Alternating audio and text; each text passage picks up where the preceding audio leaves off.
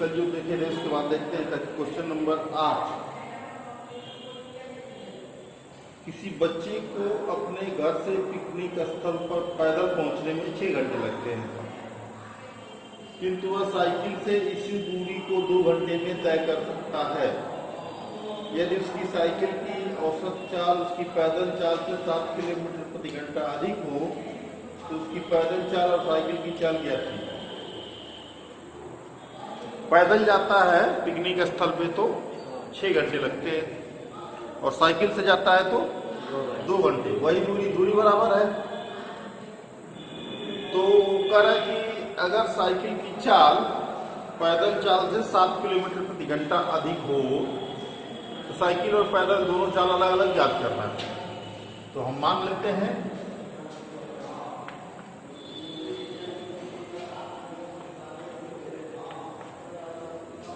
मान लिया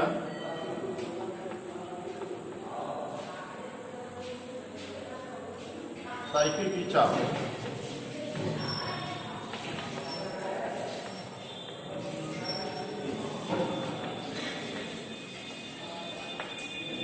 x kilometre प्रति घंटा तथा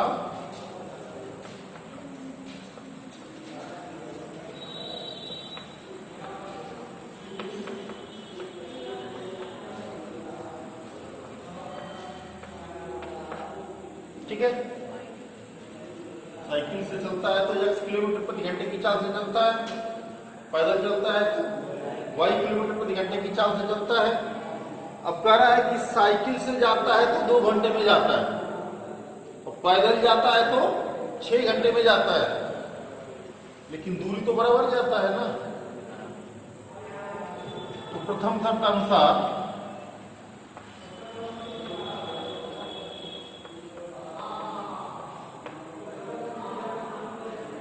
x किलोमीटर प्रति घंटा साइकिल की चाल है और 2 घंटे में पिकनिक स्थल पे पहुंचता है, तो 2 से गुणा कर दें तो घर से पिकनिक स्थल की दूरी निकल जाएगी ना। 2 into x ये हो गई घर से पिकनिक स्थल की दूरी, क्योंकि समय गुणे चाल दूरी के लिए होता है। 2 घंटे चलता है और x किलोमीटर प्रति घंटे की स्पीड से तो पिकनिक स्थल पे पहुंच जाता है। और पैदल की चाल क्या है, y कितने घंटे चलता है तो पहुंचता है 6 घंटे।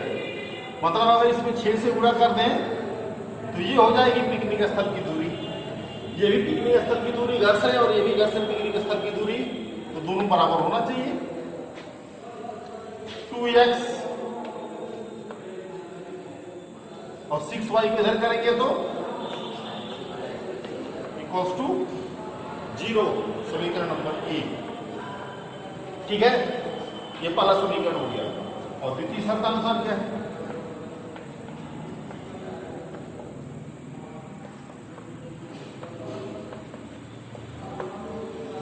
कह रहा है कि साइकिल की चाल पैदल चाल से 7 किलोमीटर प्रति घंटा अधिक है।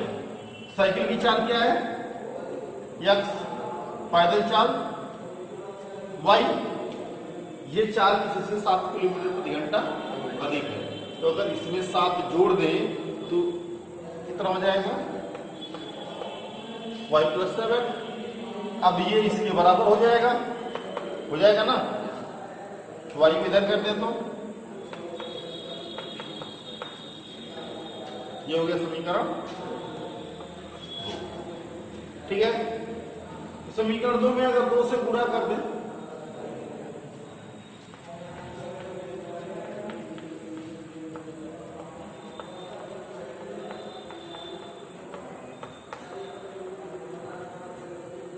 क्या होगा,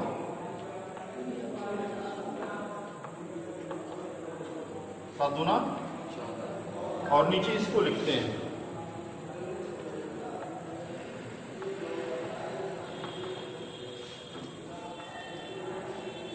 तो क्या करेंगे, सेम है तो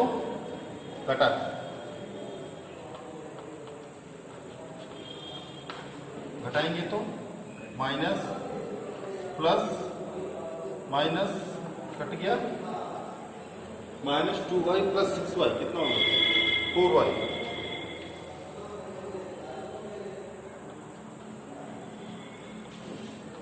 बराबर 14 में से 0 घटाएंगे तो 4y इक्वल्स टू 14। तो y कितना होगा?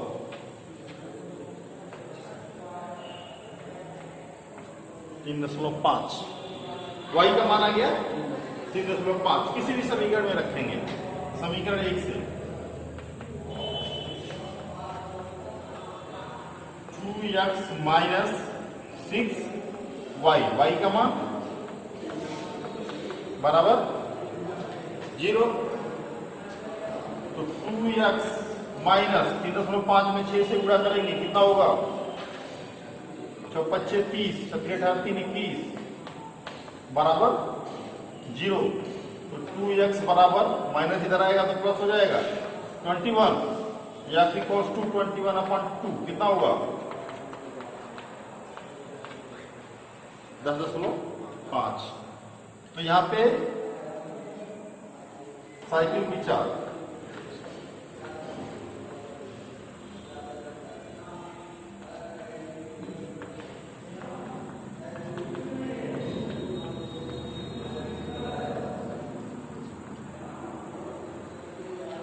तो 10.5 किलोमीटर प्रति घंटा। पैदल चाल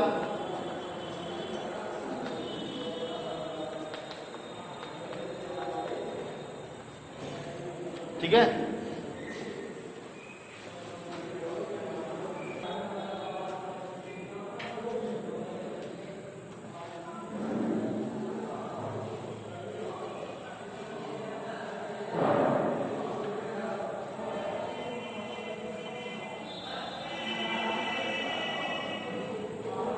क्वेश्चन नंबर 9,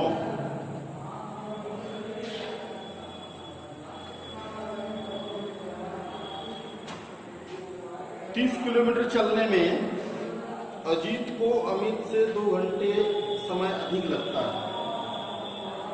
अजीत को, जैसे अमित कितने में समय में पहुंचता है 30 किलोमीटर, उससे 2 घंटे अधिक समय में अजीत पहुंचता है। यदि अजीत अपनी चाल दुगनी कर दे तो उसे अमित से 1 घंटा कम समय लगता है। ठीक है, दोनों की चाल क्या थी? मान लिया अमित की चाल x और अजीत की चाल y।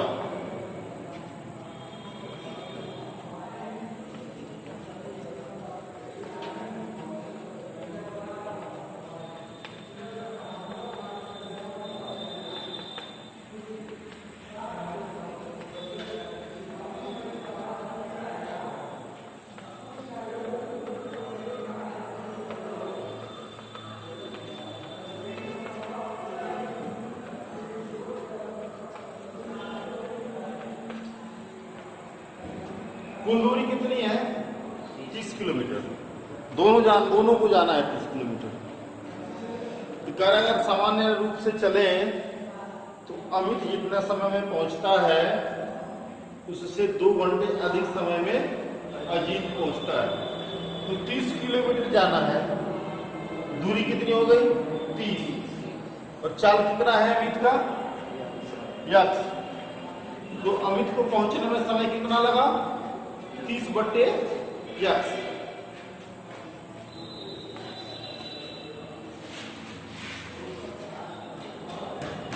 को लिखेंगे अमित को 30 किलोमीटर जाने में लगा समय बराबर 30/x घंटा,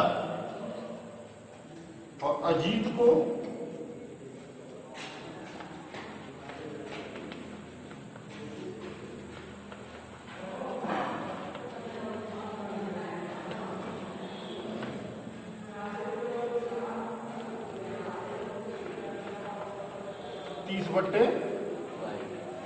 y। ठीक है, तो अब पहली शर्त की तरफ जाते हैं।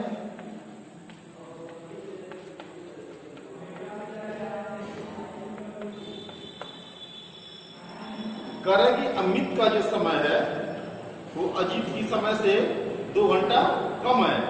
अजीत को 2 घंटे अधिक लगता है, अमित को 2 घंटे कम लगता है। अमित का समय क्या है और इसका, ठीक है, ये जो समय है इससे 2 घंटा कम है, ये वाला कम है, ये वाला अधिक है। तो अगर इसमें 2 जोड़ दे तो दोनों बराबर होगा ना। तो क्या होगा, अगर इसको इधर लाएं तो माइनस बराबर, ठीक है, द्वितीय शर्तानुसार।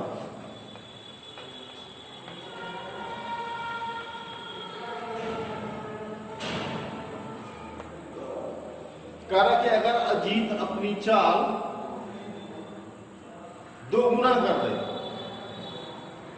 इसकी चाल तो वही रहेगी और इसकी चाल होगी 2y, ठीक है। तो ये जो होगा इससे 1 घंटा पहले पहुंच जाएगा, इसको 1 घंटा अधिक लगेगा और इसको 1 घंटा कम लगेगा। तो अगर इसमें 1 जोड़ दें तो दोनों पक्ष बराबर हो जाएंगे। अब इसको इधर लाते हैं, 30/x माइनस 30, ठीक है, ठीक है ना। अब इसको हल करना है।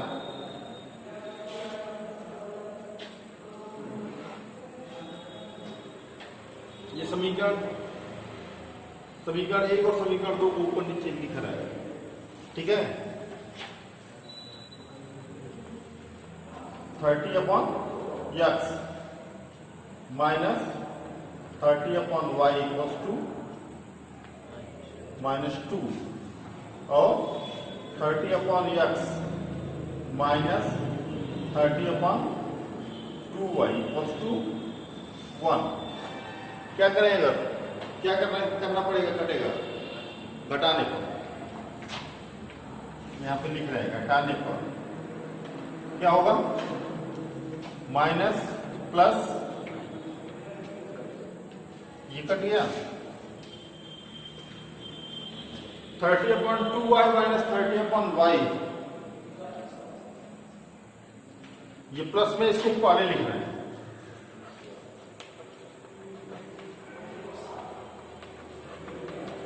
-3, -2 -1 -3 कितना होगा ये घटाने पर,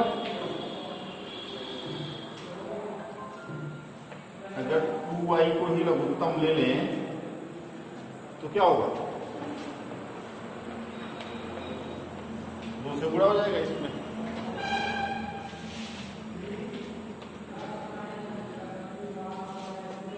तो -6y होगा ना, 2y का गुणा होगा -3 में,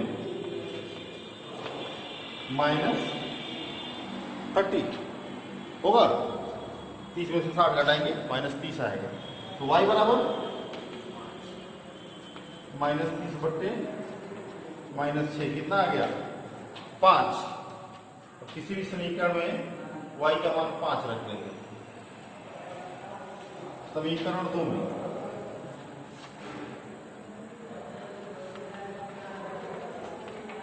क्या होगा, 30/x माइनस 30/2 × 5 बराबर 1। कितना हो गया, 2 बचे, 30 में 10 से भाग देंगे तो 3, 30/x बराबर 1 + 3 ना, 4 का गुणा x में करेंगे, 4x बराबर 30, तो x बराबर क्या होगा, 30/4 कितना होगा, 7.5। लिख लेना कि अमित की चाल 7.5 किलोमीटर प्रति घंटा और अजीत की चाल 5 किलोमीटर प्रति घंटा लिखेंगे।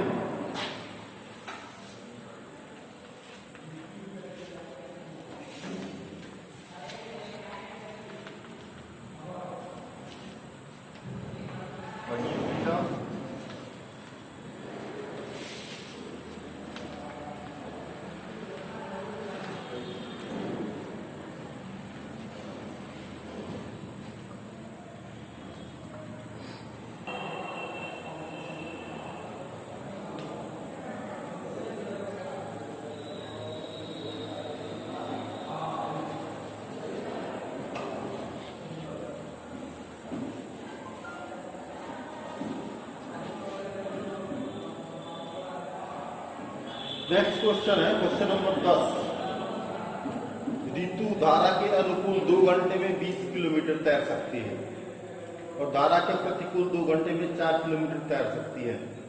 उसकी स्थिर जल में तैरने की चाल तथा धारा की चाल ज्ञात की। जब कोई व्यक्ति नदी में तैरता है, जो इधर जिस तरफ नदी बह रही है उसके साथ तैरता है तो नदी की चाल और व्यक्ति की चाल जुड़ जाती है, और धारा के विपरीत जब चलता है तो व्यक्ति के जो तैरने की जो चाल है उसमें से धारा की चाल को घटा दिया जाता है। तो हम मान ले रहे हैं, मान लिया स्थिर जल में ऋतु की चाल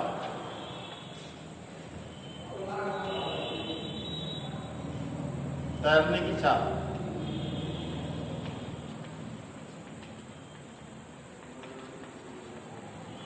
x किलोमीटर प्रति घंटा तथा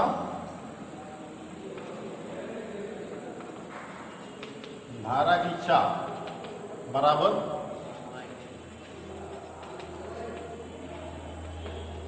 तब इसके आधार पर हम निकाल सकते हैं कि धारा के साथ प्रवाह के साथ ऋतु की चाल कितना होगा। धारा प्रवाह के साथ चलेगी तो कितना होगा x प्लस वाई। लिखिए ऊपर का होगा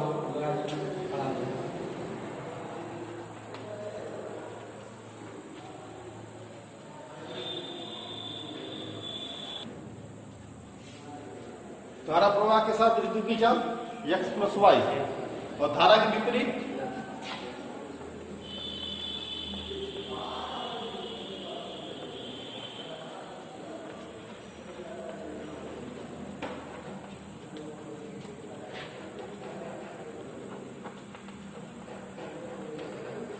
कितना होगा x माइनस वाई किलोमीटर प्रति घंटा। अब सिंपल है, दोनों शर्त दिया हुआ है। प्रथम शर्त अनुसार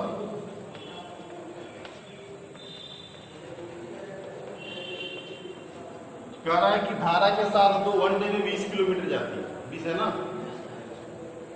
धारा के साथ, धारा के अनुकूल 2 घंटे में 20 किलोमीटर, धारा के अनुकूल 2 इंटू एक्स प्लस वाई धारा के अनुकूल चाल है। 2 घंटे में चलना है और कितना दूरी तय कर रहा है 20, तो x प्लस वाई बराबर 20 में 2 से भाग देंगे, कितना होगा समीकरण। और द्वितीय शर्त क्या है,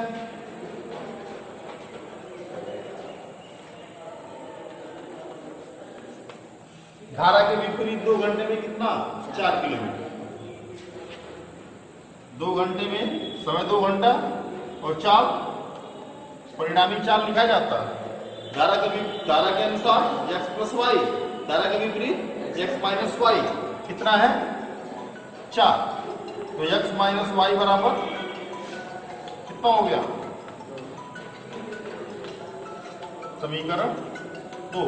अब x प्लस वाई बराबर 10, x माइनस वाई बराबर 2, इन दो समीकरणों को हल कर लोगे तो धारा की चाल भी मिल जाएगी और व्यक्ति की भी चाल मिल जाएगी।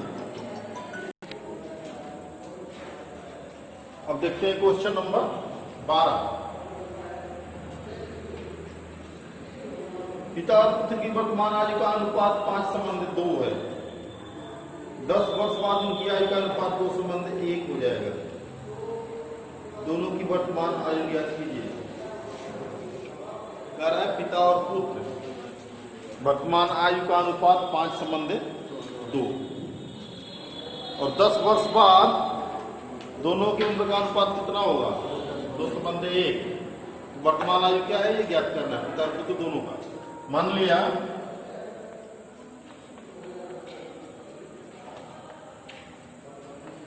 पिता की वर्तमान आयु बराबर x वर्ष तथा पुत्र की वर्तमान आयु y वर्ष। ठीक है, कह रहा है कि दोनों की आयु का पहली कंडीशन है वर्तमान आयु का अनुपात 5:2 है। प्रथम शर्त अनुसार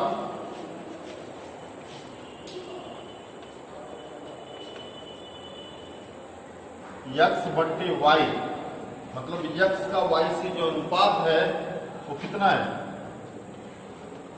5/2। x बट्टे y बराबर 5/2। फिर ये गुणा कर दें तो कितना होगा? 2x बराबर 5y हो गया। इधर ला दे तो 2x minus 5y equals to 0, समीकरण 1। ठीक है, अब कह रहा है कि 10 वर्ष बाद पिता की वर्तमान आयु क्या है? x। 10 वर्ष बाद कितनी हो जाएगी? x plus 10।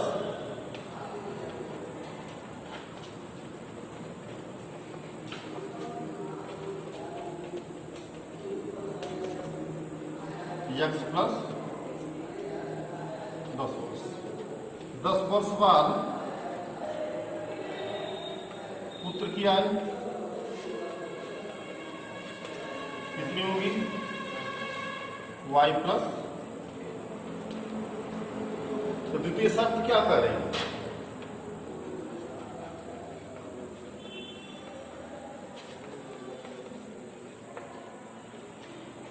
x प्लस 10 बट्टे y प्लस 10 बराबर 2/1। एक का इसमें गुणा होगा तो ये होगा x प्लस 10 और ये इधर जाएगा तो 2y प्लस 20। 2y को इधर लाएंगे, 10 को उधर ले जाएंगे। x minus 2y equals to 20 minus 10 क्या हो गया? x minus 2y equals to 10। ठीक है, दूसरा समीकरण हो गया। हमारा पहला समीकरण ये था 2x माइनस 5। अब हल करना है, क्या करेंगे? x में यहाँ पे x है, यहाँ पे 2x है, तो अगर समीकरण 2 में 2 से गुणा कर रहे हैं तो x एलिमिनेट होगा, x कैंसिल हो जाएगा घटाने पर। y को कैंसिल करना है तो समीकरण 1 में 5, समीकरण 1 में 2 और समीकरण 2 में 5 से गुणा करेंगे।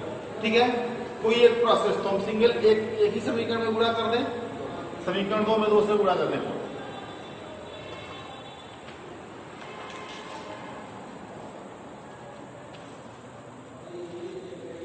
क्या होगा?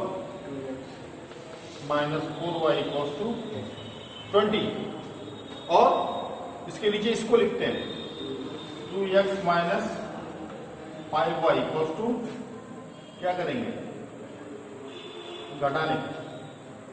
सेम चिन्ह है, घटा दिया, कट गया। -4y प्लस 5y कितना होगा? y बराबर 20। किसी भी समीकरण में मान सकते, समीकरण 2 से x माइनस 2 इंटू 20 बराबर कितना होगा? 20 गुना तो x बराबर 10 प्लस 40 कितना होगा? 50। तो आंसर निकलेंगे पिता की वर्तमान आयु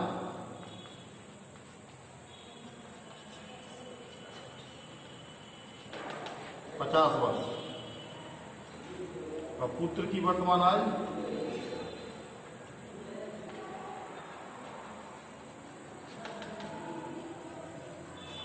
20 वर्ष।